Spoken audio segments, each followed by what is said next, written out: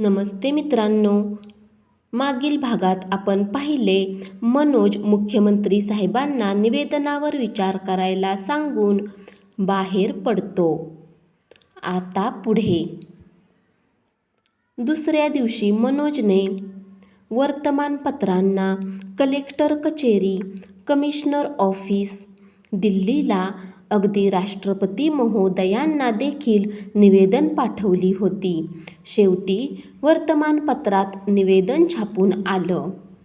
तिकडे अधिवेशनात तर प्रचंड गोंधळ उडाला. शाब्दिक चकमकी उडाल्या. विरोधी पक्ष मोठमोठ्याने बोंबलू लागला. रागावैतागाने सर्व स्तरावर सरकार अयशस्वी झाल्याचा दावा करून विरोधी पक्षात मुख्यमंत्र्यांचा सरळ राजीनामा मागितला होता. भयान मारामाऱ्या, आरोप प्रत्यारोपांच्या फैरी झडल्या. त्यातच मुख्यमंत्री साहेबांनी काही निवेदन गोंधळात पास करून घेतले. कुपोषण, पाणीटंचाई, शाळा आणि आदिवासी समाजाच्या विकासात राज्य सरकार आणि केंद्र सरकारने एकमताने लक्ष घालणार. आदिवासी भागात आश्रम, शाळा, दवाखाने, नळ पाणी योजना, कुटीर उद्योगांना मंजुरी मिळाली. आदिवासी हस्तकलांना सरकार प्राधान्य देणार. हस्तकला विक्रीवर 5 वर्ष कर माफ. आणि पाठोपाठ दुसऱ्या दिवशी पुन्हा एक बातमी वर्तमानपत्रात छापून आली.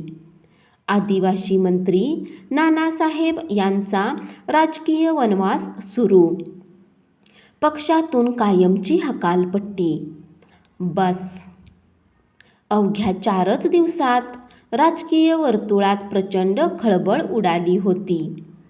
वेगवेगळ्या मागण्या मान्य करून सरकार रिकामं झालं होतं खरं, परंतु शिवाच्या फाशीच्या निर्णयाबाबत एक चकार शब्दही वर्तमानपत्रात छापला जात नव्हता.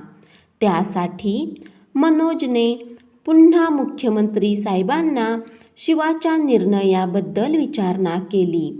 तेव्हा त्याच रात्री भराभर गाड्या जंगलाकडे धावत आल्या होत्या.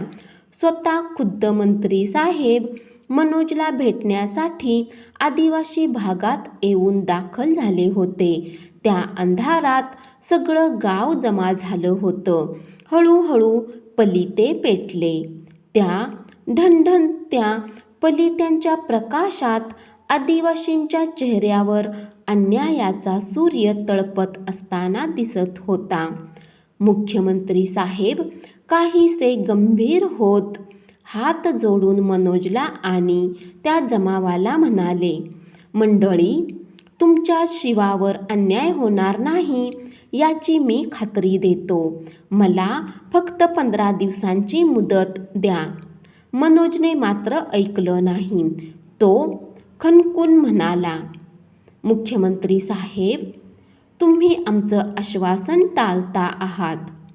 आम्ही हे करू ते करू, काही करत नाही तुम्ही लोक. म्हणूनच आम्ही ठरवलंय, जोपर्यंत शिवाला न्याय मिळत नाही तोपर्यंत आम्ही आमरण उपोषण करणार. जन आंदोलन छेडणार आम्ही. या तुम्ही. मुख्यमंत्री साहेब नाराज झाले. मनोज ऐकणार नाही हे स्पष्ट झालं. शेवटी भराभरा गाड्या जंगलातून बाहेर पडल्या. तब्बल 8 दिवस उलटले. सरकारने कसलंही प्रत्युत्तर दिलं नाही. म्हणून अखेर मनोजने सरकारला आणि वर्तमानपत्रांना सरळ आंदोलनाचा इशारा देऊन टाकला. आदिवासी समाजाचा जाहीर मोर्चा. जंगल सोडून वाघ बनलेली माणसं रस्त्यावर उतरणार. अगदी दुसऱ्याच दिवशी ही बातमी वर्तमानपत्रात झळकली. बघता बघता दिवस उजाडला. आंदोलनाचा दिवस. शहरात सकाळपासून तणावाचं वातावरण निर्माण झालं होतं. ठिकठिकाणी पोलीस तैनात करण्यात आले होते.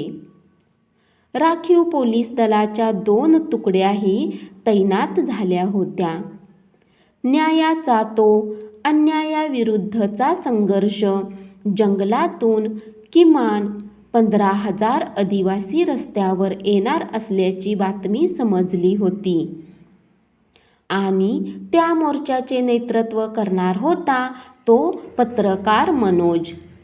ऊन कडकडून पडलेलं, डांबरी रस्ते गरम झालेले आणि तशातच मधमाशांचं पोळं फुटावं तसे माशासारखे आदिवासी लोक स्टेशन रोडकडून रस्त्यावर उतरले.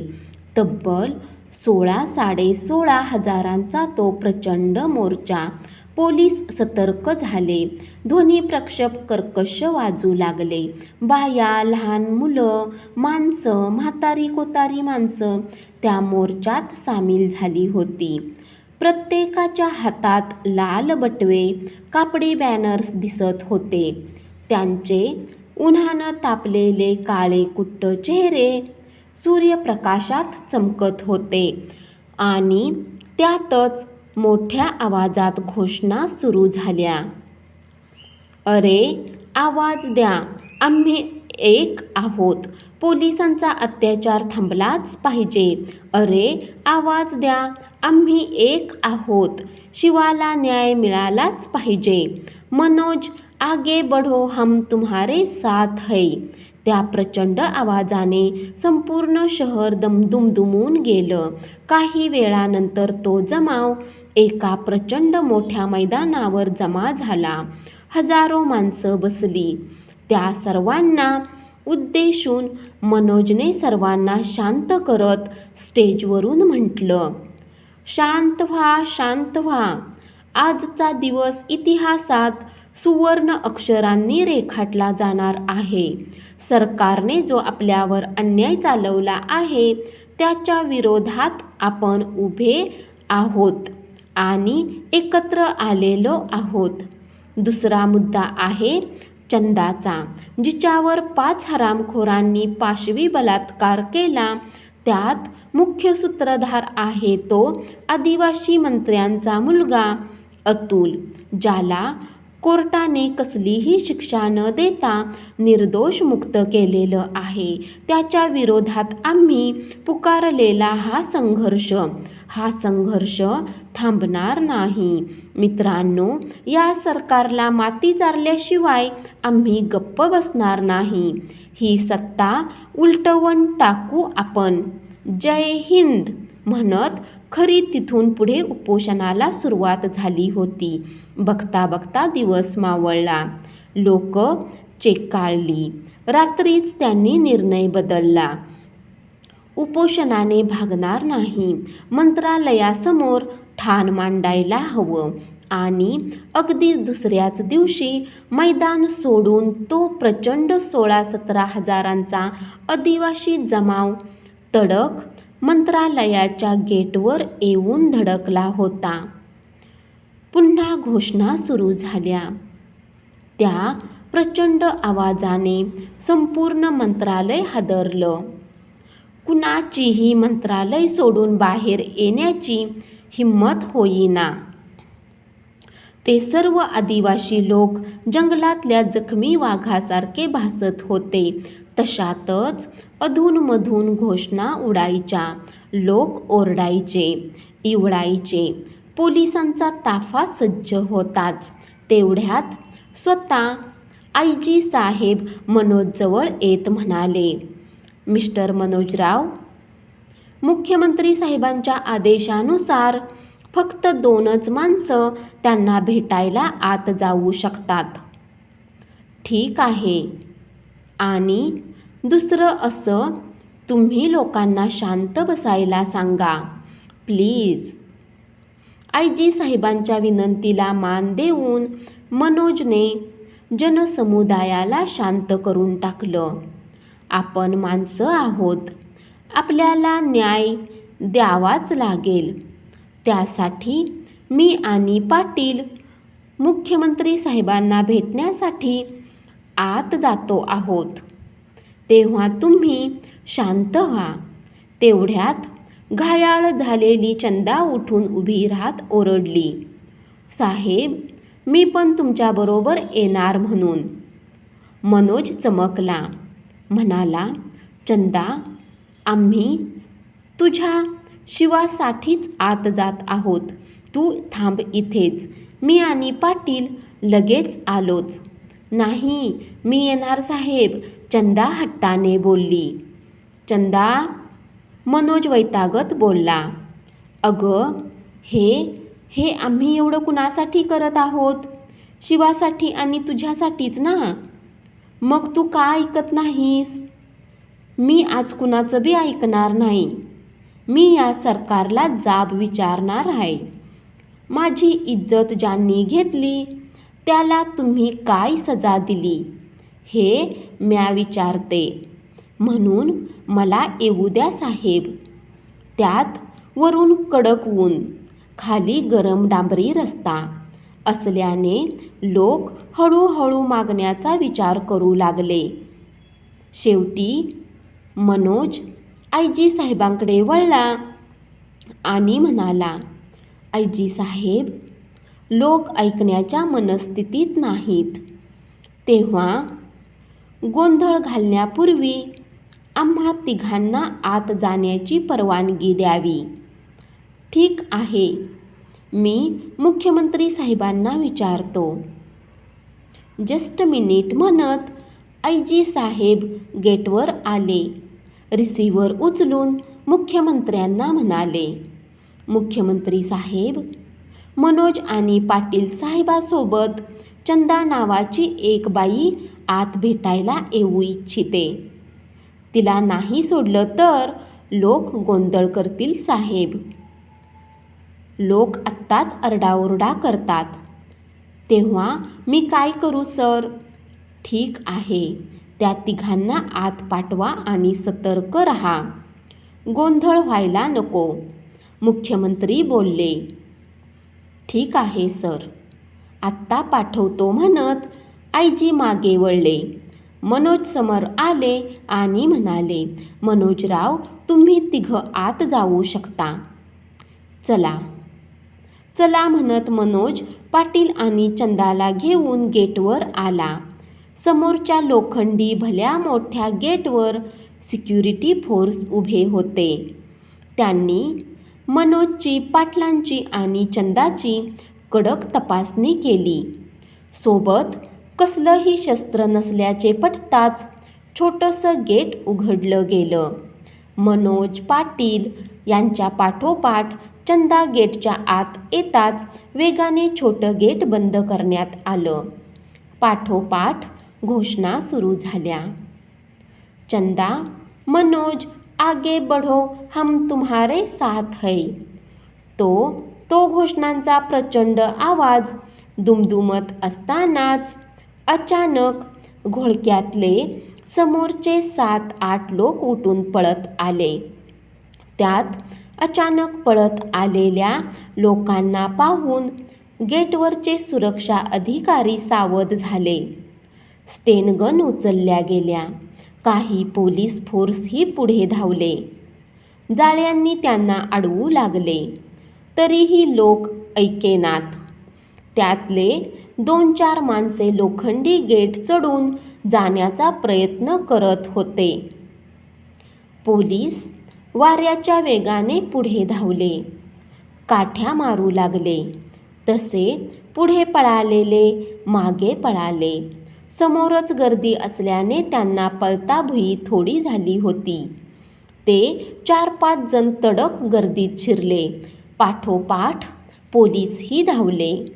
तसे पुढे बसलेले लोकही उठून भीतीने मागे पळू लागले.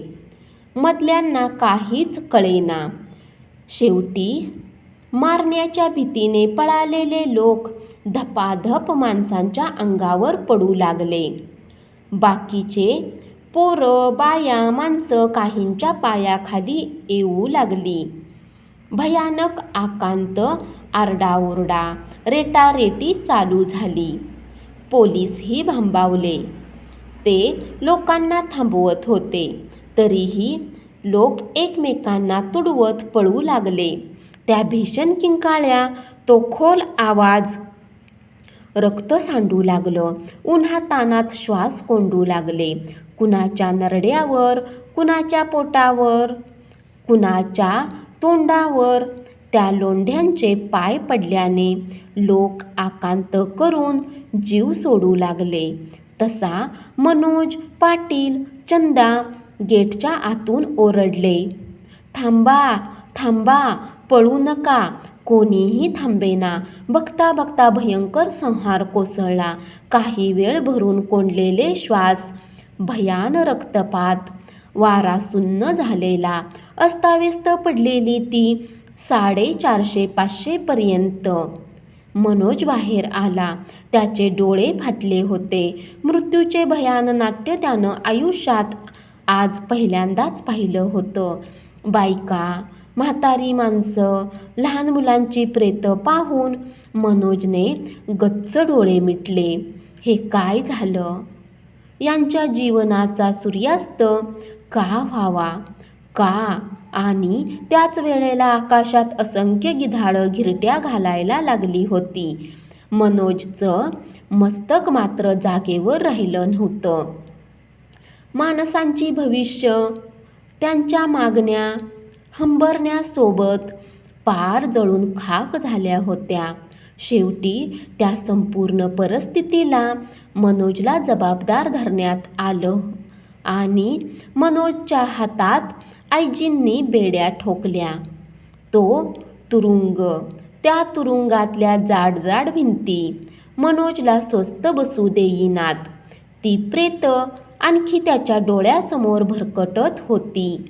अतिशय खिन्न आणि विषण्ण स्वरात त्यानं स्वतःला विचारलं, मी कोण आहे?